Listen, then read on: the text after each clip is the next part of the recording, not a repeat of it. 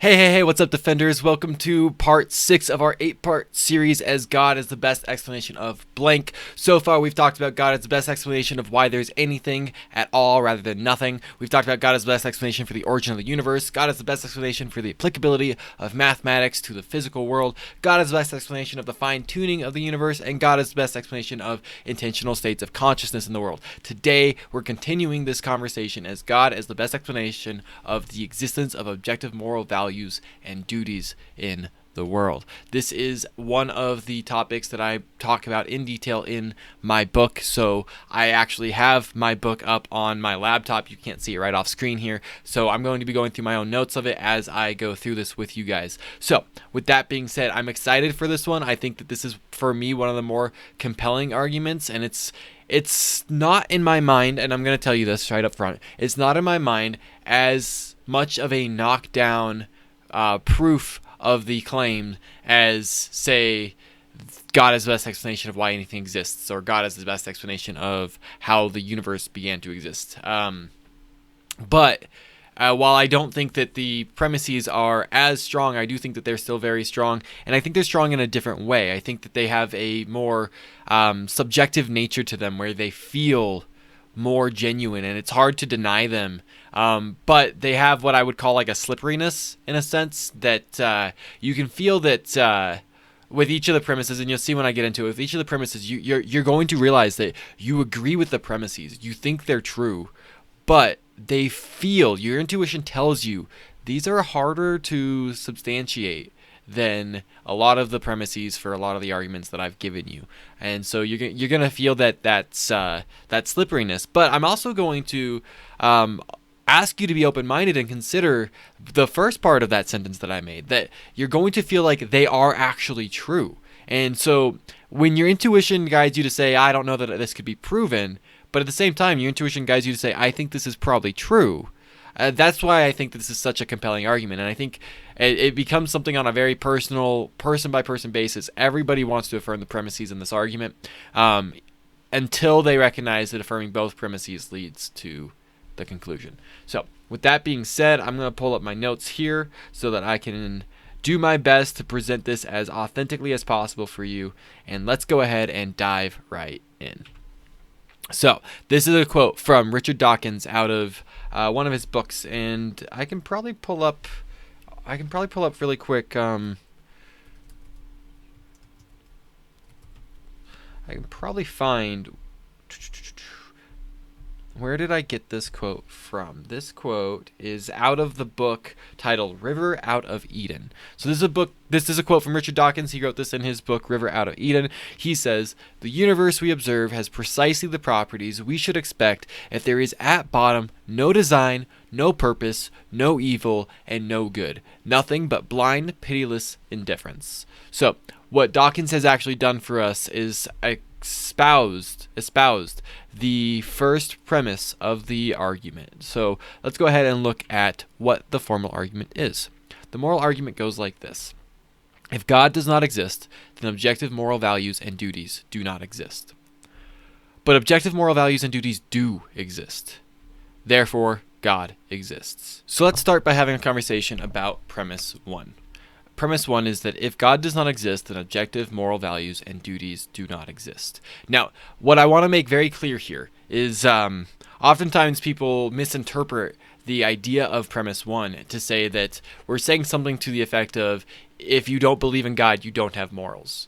But that is not what this premise is saying. Notice it doesn't say, if you don't believe in God, then you don't have moral values and duties. It says, if God does not exist, then you don't have moral values and duties. So I'm not saying that you can't be a moral atheist. In fact, to the contrary, I think that there are moral atheists. In fact, I would say that there are probably many atheists that I know who live more moral lives than many Christians that I know. So the argument has nothing to do with one's belief system. This isn't a argument about which worldview makes somebody live a more moral life. That's not at all part of the conversation. The conversation is simply, how do you ground morality? So an important thing to understand here is, what do we mean when we say the word objective? When I say objective moral values and duties? Well, objective is to be true and binding, completely independent of human knowledge or opinion. So something is objectively true if it is really the case. For example, 2 plus 2 equals 4. That is an objective truth. That is true whether or not you and I know it's true. It's true whether or not you and I like that it's true. Compare that to subjective. Subjective is something like, I have a Sprite here. If I were to say that, and I'm not sponsored by Sprite, but if I were to say that Sprite is the best soda in the world, that's a subjective claim. That's my personal opinion. It's not objectively true. So the question is, are moral values and duties objective or subjective? And so that's really a question of, are certain things truly right and wrong, or are they just a matter of opinion? And so you could, oftentimes these questions are asked, is it really just a matter of opinion that it is morally wrong to torture a child? Or is that truly, actually, objectively wrong, right? So to say that objective moral values and duties exist is to say that the Nazis were wrong in everything that they did. And that was true, even though the Nazis believed that what they were doing was for the greater good. And it would still be true if they had succeeded and today had brainwashed or executed every single person on the planet who didn't think the way that they think. So if every single person on the planet believed that what the Nazis did was right, it would still be wrong. That's what it means for it to be objectively right or wrong, objectively good or bad, objectively evil or objectively good. The premise then says that if God does not exist, then objective moral values and duties do not exist. Why? Well, the argument is fairly simple. Without an objective standard, you don't have an objective statement, right? So if all we are is evolutionary byproducts, then our perception of morality is either evolutionary or social, right? It's either just a social construct, things that we agree upon because of the cultures that we live in, or it's an evolutionary byproduct, or some mixture of the two. And that's not to say that that would resonate necessarily differently in the way that we interact with each other, but it would mean that morals are fundamentally not objective, and we could not say that anything's truly right or truly wrong. Without something outside of humanity that we can judge our morality on, there's no way for us to even articulate the concept of objective morality. The idea of objective means it's completely independent of our standards, which means that there needs to be some external standard that we can look at. And though many have tried, there is no standard, there is no atheistic model of objective morality that actually is coherent. Now, you might argue and say, well, that's fine, then morality is not objective. And I'll point out, that's great that you've accepted that, because that means that you've implicitly accepted premise 1, and that's a conversation for premise 2. Premise 2 being that objective morals actually do exist. So if you accept that because there's no external standard that morals can't be objective, well, then let's have a conversation about that in premise 2. Before we move on to premise 2, one thing I'd like to say on premise 1 is that if you're still struggling to wrap your head around why premise 1 is valid or what it's even saying, then I want you to consider just a couple things for me. Here, when saying something is right or wrong, good or bad, there's a standard that we are comparing it to. Let me give you an example. Here I have 2 sketches of Europe. Now my question for you is, which one is better? That question, which one of these is better, only makes sense if we have a standard to compare it to. So the question really is asking, which one of these is a closer representation of Europe? And the only way we could know that is if we know what Europe actually looks like. So now that we have an actual map of Europe, you can compare the two, and then we can make an objective statement as to which one of these is a better representation of the actual landmass that is Europe. Similarly, when we say that when we're given a moral dilemma and we have a moral value or a moral duty that we're analyzing, and we say what is the better course of action, it only makes sense to have that conversation if there's a standard that we're comparing it to. And that's where we need the standard, the objective standard of values and duties. Without that, without an external standard, external to humanity, there is no objective standard of comparison. And so if God does not exist, then there are no objective morals and values. The reality is that they are simply subjective. They are a evolutionary byproduct, or else they are a cultural construct, or some combination thereof, which in both cases means that they're fundamentally not objective. So let's go on to premise 2. Premise 2 is that objective moral values and duties do exist. And to defend premise 2, I'm actually going to give 3 arguments for why we should believe that objective moral values and duties do exist. Evidence number 1 is what I'm going to call liveability. I should have a hyphen that. Liveability. So these are the examples that I give in my book, and so I'm just going to talk about, I'm going to be looking at my notes quite a bit for this because I want to give you guys the best possible representation of this argument that I can at the current point in my life. When speaking about livability, one thing that we're doing is we're calling attention to the reality that though one might affirm a worldview which denies the existence of objective morality, that is to say, one might say, fine, morals are just subjective, they're social constructs, they're evolutionary, they're not objective. Somebody might affirm that. The reality is that nobody can actually live that out. What I mean here is somebody like Richard Dawkins, who says that there's no objective morals, right? There's nothing but pitiless indifference. But he still lives out his life, and anybody like that would still live out their life assuming objective morals. So if all morals are subjective, then there is no proper explanation for why one should or should not act in any way that they see fit, right? You couldn't say that it's right or wrong. You could say, I like the action or I don't like the action. And Richard Dawkins has admitted this in debates. He said that he can admit that he can't say that rape is wrong. He can only say that he doesn't like it.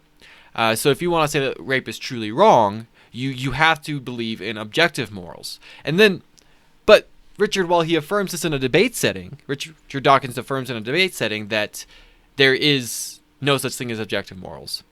He also goes through in his book, The God Delusion, to outline his own version of the 10 Commandments, where he expresses how one ought to live, which means he's affirming objective morality. So while we might want to intellectually reject the idea of objective morality, we might like or feel comfortable affirming the notion of morality being an evolutionary byproduct or a social construct, when we live out our lives and we walk through life acting as though some things are truly right and some things are truly wrong, some things are truly good and some things are truly bad, we're not affirming subjective morality there. We're not affirming the idea that it's only our opinion. We're affirming the idea that it's truly wrong.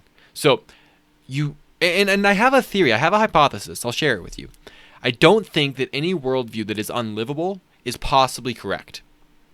And since you can't live as if subjective morals were true, you can't live as if morals were not objective, I think it's necessarily the case that morals are objective. I can't prove that, at least not yet, but I think that a key knockdown argument against any worldview is if you can't live according to it. If you can't practice the belief, then I think that proves the belief wrong. My second evidence for you is what I would call intuition or experience. So what I mean by this is that some things seem to be objectively worse than others.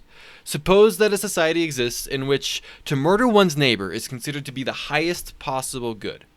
In this society, to show love as effectively as possible, you would murder your neighbor, let's say every Wednesday, you would murder your neighbor. You'd go out to do so. And that is how you would show love as effectively as possible. Let's call this society A. Now suppose a different society exists, in which to help one's neighbor achieve their goals is considered to be the highest possible good. In this society, to show love as effectively as possible, you would put aside your own desires in order to help the other person accomplish the things that they desire.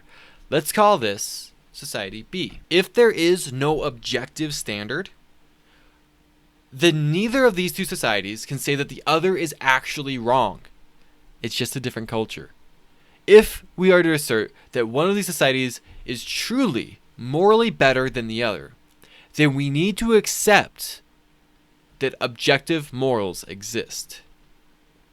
To say that there are actually objective moral duties. There are some actions that are worse than others. There are some there are some oughts and some ought nots that actually exist. And notice, we don't need to say there's an extensive list. We're not saying that it's all the commandments in the Bible or anything to that degree. If even one objective moral value or duty exists, then this argument holds. At its core, this piece of evidence is something that we would call properly basic. Our intuitions tell us that society B is a better society than society A. Now, you might want to argue that we can't actually prove that one of those societies is actually worse than the other. But I'd like to just point out, for every reason that you could come up with to doubt your moral intuitions, your moral experiences, we can draw a similar line of reasoning for why we should doubt our physical senses. We can't know beyond a shadow of a doubt that the world around us looks, sounds, smells, tastes, and feels the way that we perceive it to. It is perfectly rational for us to trust our senses and our perceptions of the world, unless there's an obvious reason why we shouldn't. If I know that I'm under the influence of a substance, then I maybe shouldn't trust my senses, right? But unless there's some obvious defeater of our senses, we are perfectly rational to believe them. And similarly, unless there is some obvious defeater of our moral experience, we are rational to believe it. And since no defeater is present, it is perfectly rational to believe that Society A is truly a worse society than Society B. The last argument that I'll give you is one of the university of altruism. In general, universality is not evidence of objectivity. That's true. That's actually one of my biggest critiques of the moral argument in most circumstances, is that just because every single person on the planet believes one specific thing, that's universality, that doesn't make it true, right? That doesn't make it objectively true, objectivity. But the universality of altruism is very, very interesting. Altruism is one's tendency to do things that put themselves in a worse position to put others in a better position. Now, if our moral experience is an evolutionary byproduct, then by the very nature of what it means to be an evolutionary byproduct, that would mean that it's catered to help us to survive and to perpetuate our DNA. That's what evolution does. So then the question is, where does altruism come from? Where does selfless acts of courage for somebody else that do not better yourself come from? Now, you could argue if it was a selfless act towards our family, that would make sense because it would perpetuate our genetic code. And similarly, you could even argue that if it's a act towards our society, that might be smart because that might tell our society, if we live through it, to take care of us more. And so you could argue that that's how it could be socially constructed. But where do selfish, altruistic acts towards strangers and even members of other species come from?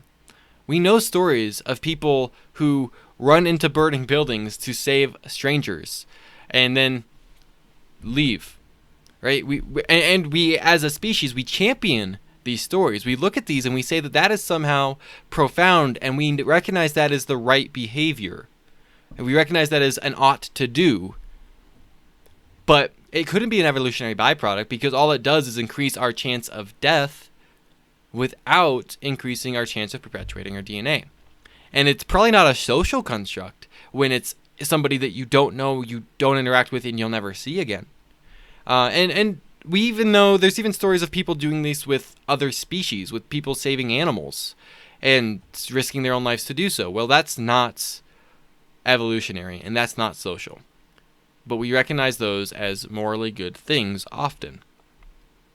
And so the fact that altruism exists seemingly universally in humans is a very good argument that objective moral values and duties do exist, because it is a counterexample to the alternate explanations of our experience of morality.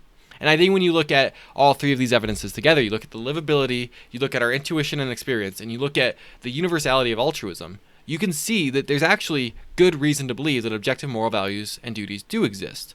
But of course, that would then entail, following premise 1, that God exists. So, the moral argument, to wrap this up, is that if God does not exist, then objective moral values and duties do not exist. But objective moral values and duties do exist, therefore God exists. And I think this is a strong argument primarily because we want to affirm both premises. And like I said, there's a slippery texture to these premises, I admit that. But I think you can see that you would want to affirm both of these premises. Both of them feel right. And I think that gives it a lot of strength. It plays to our intuitions. People tend to only start rejecting the premises once they see what happens when you put them together and the necessary logical conclusion. That's what I have for you guys this week. I'm very excited because next week we're going to have a conversation that doesn't just talk about a general God the way that we've been talking about in all of these arguments, but actually talks about the Christian God, because next week we're going to be talking about the historical facts concerning Jesus, death, and resurrection. And so that's an exciting one. It's an argument for miracles. God is the best explanation of the historical facts surrounding Jesus.